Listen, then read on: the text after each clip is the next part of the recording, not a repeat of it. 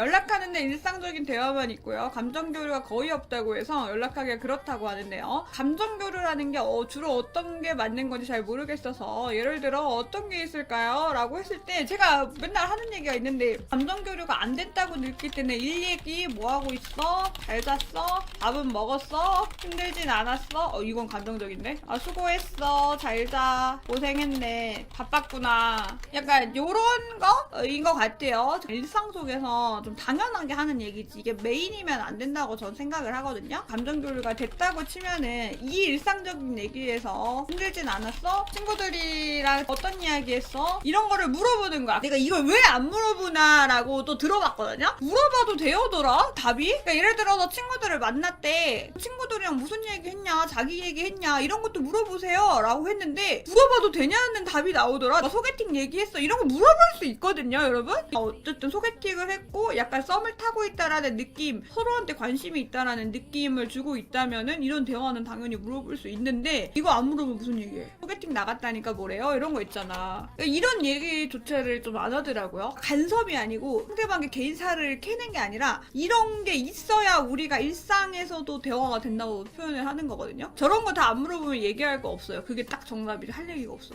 과장님 때문에 너무 힘들었다 이렇게. 왜요? 뭐라고 했어요? 약간 이런 거 있죠. 그러니까 보통 보면 어떻게 돼가냐면 예를 들어서 오늘 너무 바빴어요 이렇게 얘기하면 바쁘셨구나 고생하셨어요. 이걸 감정 교류가 안 됐다고 표현을 해. 이거는 이제 공감이 아니야. 공감처럼 느껴지지만 사실은 이 말을 한 거에 있어서 별로 관심이 없어 보이는 자동응답기 같단 말이야. 혼자 이래요. 누가 안 도와줬어요? 하는 거 있죠. 라고 하면서 내가 이 여자분한테 들었던 힌트들을 조합해가지고 그 팀장님이 또 일 안 하시고 일 맡긴 거예요. 그러니까 이런 대화들을 첨언을 해야 된다라는 거지. 이게 공감인 거지. 감정 교류라는 게 단순히 이렇게 질문을 하는 게 아니라 이 사람 자체에 관심을 가져주는 게 필요한 거예요. 오늘 무슨 일이 있었는지, 친구랑 무슨 얘기 했는지, 아니 하물며 오늘 꿈 얘기도 해도 되잖아. 예를 들어 오늘 꿈에 누가 나왔어. 그런 얘기 해도 되고, 진짜 터무니없이 로또 1등 되면 뭐 하시고 싶어요? 이런 이야기를 해도 상관이 없어. 이런 게 교류야. 오늘 그냥 뭐 했냐, 수고했다, 쉬어라 이런 이야기를 하는 게 아니라 이거 물어보는 이유가 뭐야? 이 사람이 뭘 원하는지 사실 알 수 있어요. 뭐 오늘 내가 꿈에 돼지가 나왔는데 로또 사야겠다고 하면서 혹시 로또가 되면 뭐 하고 싶은 거 있냐 라고 하면은 이 사람이 뭘 원하는지가 알거든. 저는 뭐 집부터 사고, 어떤 사람은 뭐 주식을 넣거나 배당 주식을 넣어준다고 한다거나, 아니면 뭐 이렇게 달달 나오는 걸 뭐 한다거나 이런 식으로 얘기가 나올 거란 말이야. 그럼 그 사람에 대해서 알게 될 수 있는 거거든요. 그런 부분을 또 꼬리 물게 해가지고 땡땡씨는 이런 게 중요하다고 생각해요. 저도 되게 중요하다 생각해요. 이러면서 얘기를 해볼 수가 있다는 거지. 물타기! 저 물타기 하고 싶어요.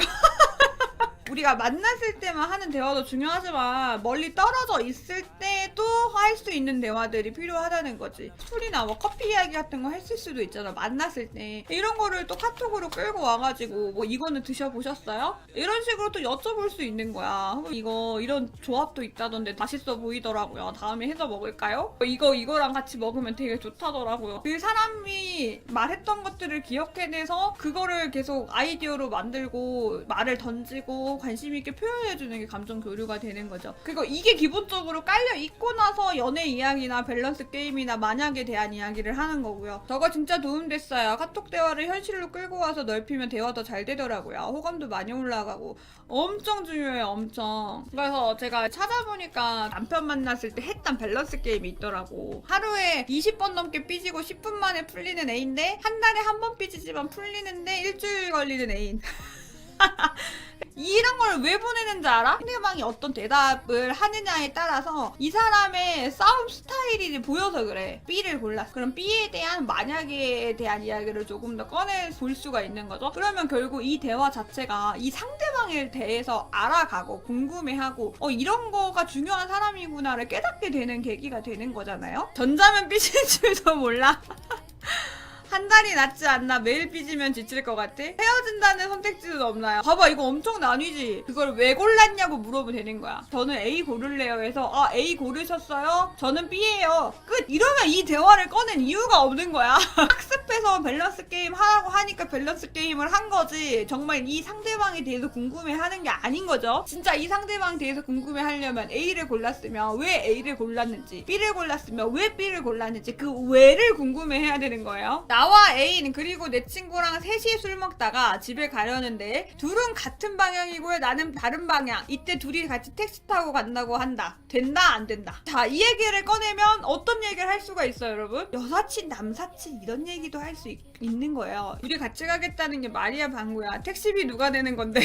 내가 데려다주고 집을 가는 게 맞지. 저런 걸로 가지치기해서 이어가면 되겠군요. 맞아요. 여러분들이 소개팅이 아니라 이 사람을 어떤 학원에서 만났거나 봉사활동 하다가 만났거나 어떤 모임 하다가 계속해서 주기적으로 만났거나 하면은 우리가 카톡으로 어필을 하지 않아도 만나서 어필하면 되잖아. 어차피 주기적으로 만나기 때문에 만나서 이야기 나누는 걸로 나를 어필할 수 있지만 여러분 소개팅은 만나는 거 하루 그 다음 만날 때까지 카카오톡 그리고 만나고 나서 또 어필 그 다음 만날 때까지 또 카카오톡 어필 이런 경우가 많아. 물론 전화 좋아하시는 분들은 전화로 어필을 하겠지만 이 카카오톡 어필이라는 게 사실 좀 중요하단 말이야. 자주 보지 않지만 빠르게 이 사람을 파악할 수 있는 수단으로 사용을 해버리거든. 소개팅에서 내 카톡이 이게 좀 티키타카가 잘 어렵거나 잘 안 된다 싶으신 분들은 소개팅의 성공 확률이 그렇게 높다고 할 수는 없지. 한강에서 돗자리 깔고 시원한 음료에 치킨 먹기 모든 게 다 있는 시원한 쇼핑몰에서 밥부터 커피까지 한 번에 해결하기. 나는 무조건 더 뒤지겠으니까 시원한 곳에 있어야 된다라는 사람이 있고 상대방은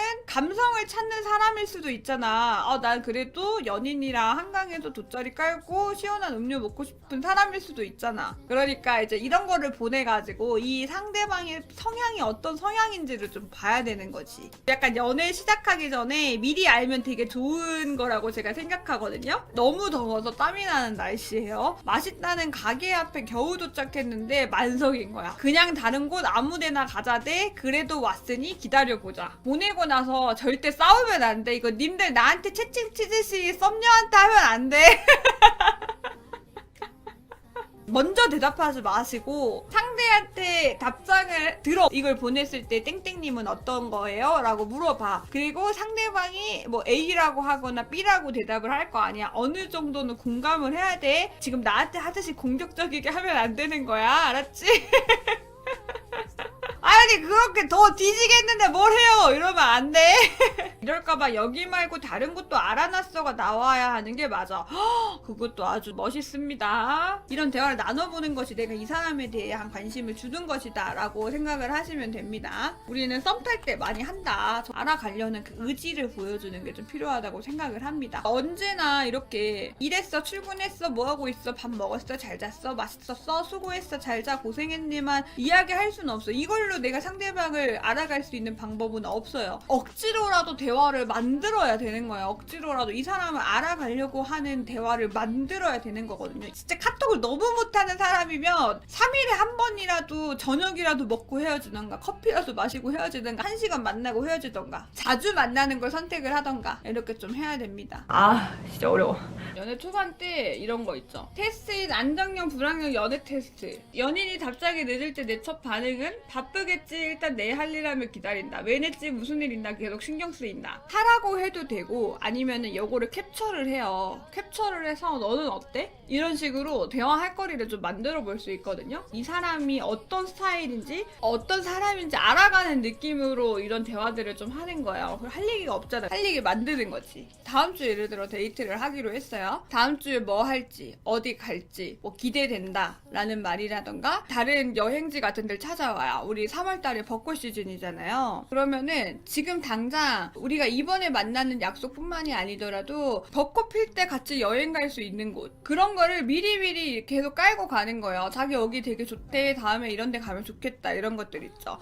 밑밥처럼 계속 같이 여행 가면 좋겠다 이런 이야기들도 장소 같은 걸 보내면서 혹은 축제 같은 걸 보내면서 벚꽃길 예쁜 데를 보내면서 이제 그런 대화들을 나누는 거죠. 지금 현재 이야기로 밥 먹었어? 맛있게 먹었어? 뭐 먹었어? 이 얘기만 하면 할 얘기가 없는 거고 조금 더 먼 미래 당장이 이번 주에 만나는 데이트 그리고 벚꽃 필 때 갈 수 있는 곳 이런 거를 보내가지고 우리 나중에 여행 가서 이런 거 사진 찍을까? 라던가 아니면 이런 커플룩 하나 맞출까? 이런 거 어떻게 생각해? 이런 좀 아기자기한 내용들을 우리 상담자님이 찾아가지고 해야 되는 거예요. 저런 거 보면 커플끼리 아이디 태그 많이 해요. 많이 하지. 저런 거 원래 많이 하지. 커플룩 하나 한번 입어도 되게 예쁘겠다. 이런 식의 대화들 있죠. 그 달달함을 만드는 거거든요. 유행이 좀 지났는데 슈레딩거 고양이라고 해가지고 이런 거 있죠. 이런 거라도 아니 나도 밥 빨리 먹나? 이러면서 이야기를 만드는 거예요. 이 전체적으로 소재를 찾아야 돼. 대화하는 소재. 일상적인 얘기만 하다 보면은 이게 루즈해져서 이게 연애하는 게 맞나? 이런 생각이 들거든요. 아니면 길 가다 강아지 봤는데 귀여우면 사진 한 컷. 그치.